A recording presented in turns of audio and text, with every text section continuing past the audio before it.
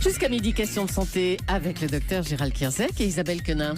Et on attaque notre dossier du jour consacré au diabète. D'après l'assurance maladie, environ 3,5 millions de personnes étaient traitées pour le diabète en 2014 et ce nombre augmente de près de 3% chaque année. Gérald, pour commencer, la différence entre diabète de type 1 et diabète de type 2. Bah oui, d'ailleurs, on ne devrait pas dire le diabète, mais les diabètes. Le diabète de type 1, c'est le diabète du sujet jeune, c'est ce qu'on appelait le diabète maigre. Pourquoi ? Parce que c'est des sujets jeunes qui sont maigres et qui n'ont pas de facteur de risque, mais le pancréas ne marche plus, ne sécrète plus d'insuline, et l'insuline, elle est indispensable pour utiliser le glucose, le sucre dans le sang. Et donc, si on n'a plus d'insuline, eh bien, le sucre va augmenter, ce qu'on appelle l'hyperglycémie, et ça donne des complications très vite. Un diabète de type 1, on a soif, on maigrit, on s'en aperçoit très vite, et le traitement, c'est l'insuline. Ça, c'est le diabète de type 1, c'est 10% des diabètes. Mais 90% des diabètes et des diabétiques, c'est le de type 2, le non-insulinodépendant. Le pancréas, il marche, l'insuline, elle est là, mais elle ne peut pas faire rentrer le sucre dans les cellules. Les cellules sont devenues insulino-résistantes. C'est ce qu'on appelle le diabète gras. Vous savez, il y a un peu d'embonpoint, on est un peu en surpoids. C'est le diabète de la deuxième partie de vie, c'est pas le sujet jeune, c'est plutôt après 40-50 ans. Et ce diabète-là, il est très insidieux. Quand vous disiez les chiffres, vous avez raison Isabelle de le rappeler, il y a 3,5 millions de diabétiques, mais il y en aurait 500 à 800 000 qui s'ignorent. Parce que ce diabète de type 2, on n'a pas de symptômes jusqu'à ce que des complications arrivent, d'où l'importance du dépistage. Alors on va parler de dépistage, on va parler des facteurs, on va parler de comment on attrape le diabète ou pas. Et on va en parler tout de suite avec la première question. Elle est posée par Claude, qui est au 39 21. Claude qui nous appelle de Saint-Just-Saint-Rambert dans la Loire. Bonjour Claude. Oui, bonjour. Donc je vous appelle parce que je suis très inquiète. J'ai deux petits-enfants de 5 ans, ma petite fille et mon petit-fils qui a 8 ans.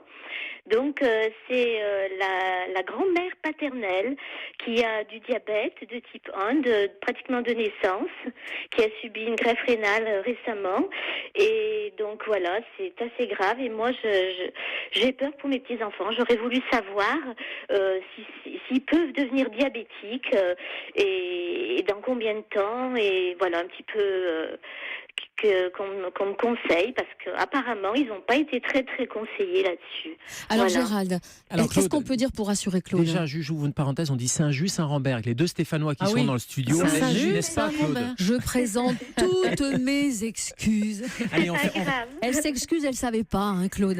on ferme la parenthèse. Et donc, j'imagine que vous êtes la grand-mère maternelle et vous vous inquiétez pour vos petits-enfants. Oui. Alors non, il n'y a pas de génétique. Il y a des facteurs de prédisposition génétique, mais c'est pas une hérédité. C'est pas parce que la grand-mère elle est diabétique ou le grand-père est diabétique, même si c'est un diabète de type 1, c'est-à-dire un diabète quasiment de naissance, que forcément ça se transmet. Il n'y a pas de transmission héréditaire, il n'y a pas un seul gène qui serait transmis et qui pourrait donner le diabète aux enfants.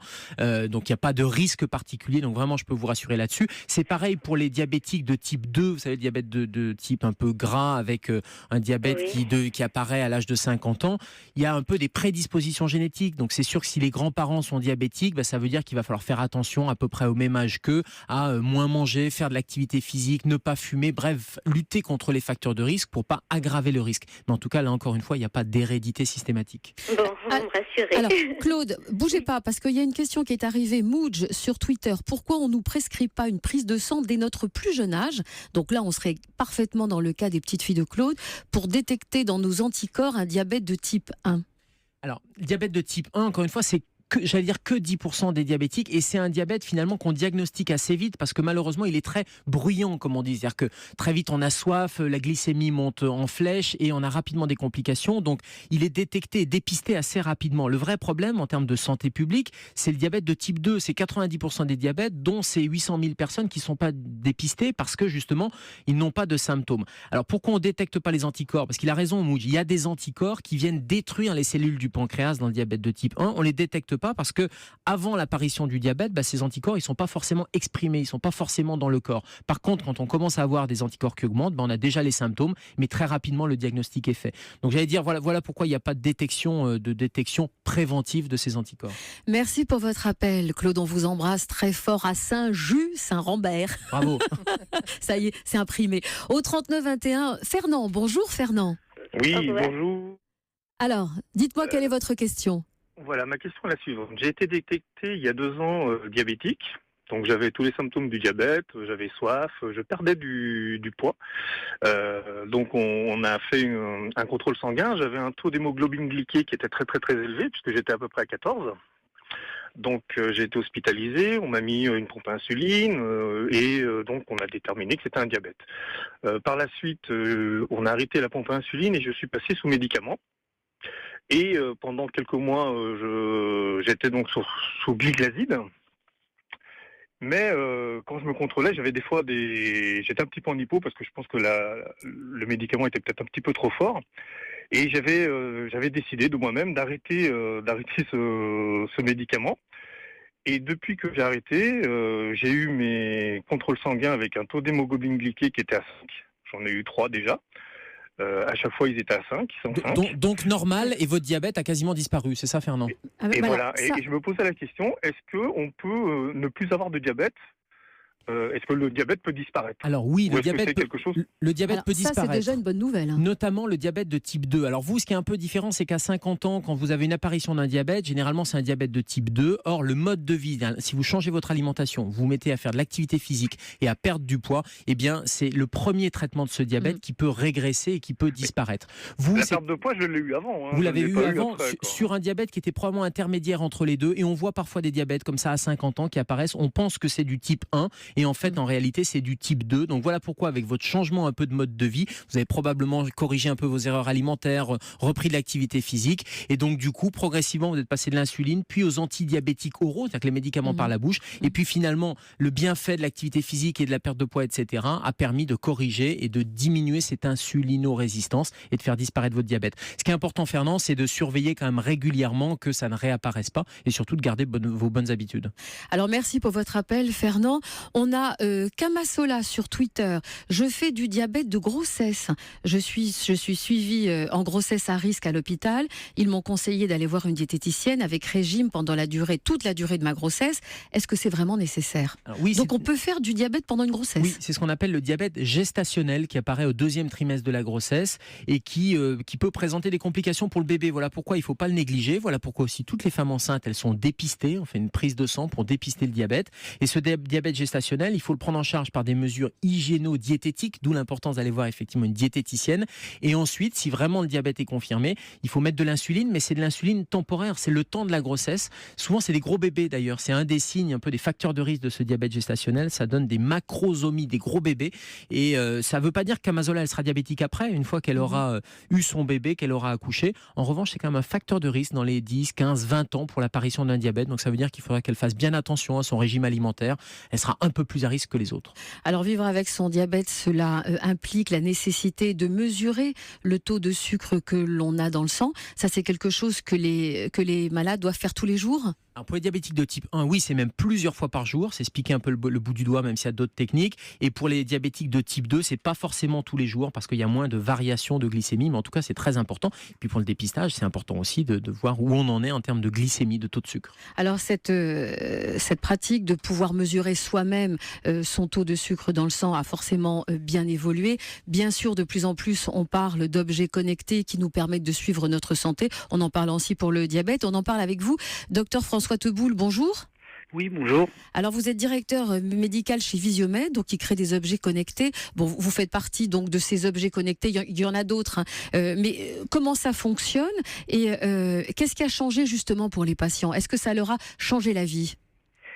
C'est en train de leur changer la vie. Donc, ce qui a changé, c'est que jusqu'à présent, les dispositifs médicaux permettaient de mesurer la glycémie et puis les patients, on leur demandait de noter leur taux de glycémie sur des petits carnets en papier qu'ils échangeaient ensuite avec leur diabétologue ou leur médecin traitant.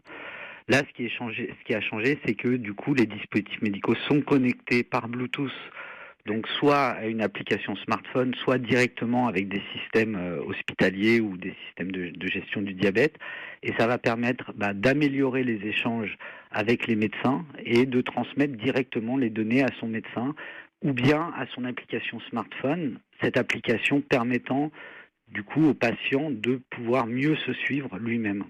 Alors est-ce qu'il y a une alerte qui se met en place quand tout à coup. Alors, je ne sais pas, est-ce que le chiffre, Gérald, peut tout à coup augmenter de façon surprenante et inquiétante? Est-ce qu'il y a une alerte? Qu'est-ce qu'il faut faire? Il y a deux choses. Il y a la mesure du taux de glycémie chez les diabétiques de type 1 qui permet d'adapter la dose d'insuline. Donc c'est important d'avoir ce suivi plusieurs fois par jour. Mais il y a aussi un suivi à plus long terme. Et ce que dit le docteur Teboul, c'est que ça permet pour le diabétologue d'avoir un peu l'historique et de voir comment chaque jour ça a évolué pour pouvoir là aussi adapter le traitement. Donc c'est pas forcément, il peut y avoir des alertes comme ça au coup par coup et j'allais dire dans l'urgence, mais c'est surtout ce suivi de la glycémie et ça permet d'avoir un carnet diabétique moderne parce que le petit carnet, quand on a encore des patients qui ont ça, qui notent leur glycémie, ça fonctionne, mais là c'est vraiment une technique beaucoup plus moderne et ça permet, on voit que les patients ont changé aussi, des patients qui sont des patients plus jeunes, des patients qui sont dans la nouvelle technologie, ces nouveaux outils permettent de vivre au quotidien avec la maladie et de vivre mieux. Alors, docteur François Teboul, donc je le disais, vous avez mis en place, je crois que c'est MyGluco chez vous, hein, il y a Dexcom, Ouais. il y en a d'autres. Est-ce qu'on sent que les patients se sont vite mis à ce nouveau système de dépistage et de contrôle? Alors les patients s'y mettent assez simplement parce que en fait pour eux ça change pas grand-chose dans leur usage, c'est-à-dire qu'ils se mesurent de la même façon.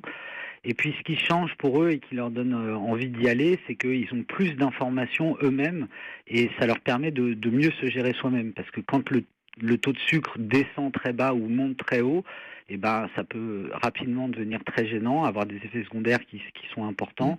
Et les patients, justement, ils aiment bien pouvoir se contrôler correctement et avoir une glycémie qui reste bien stable.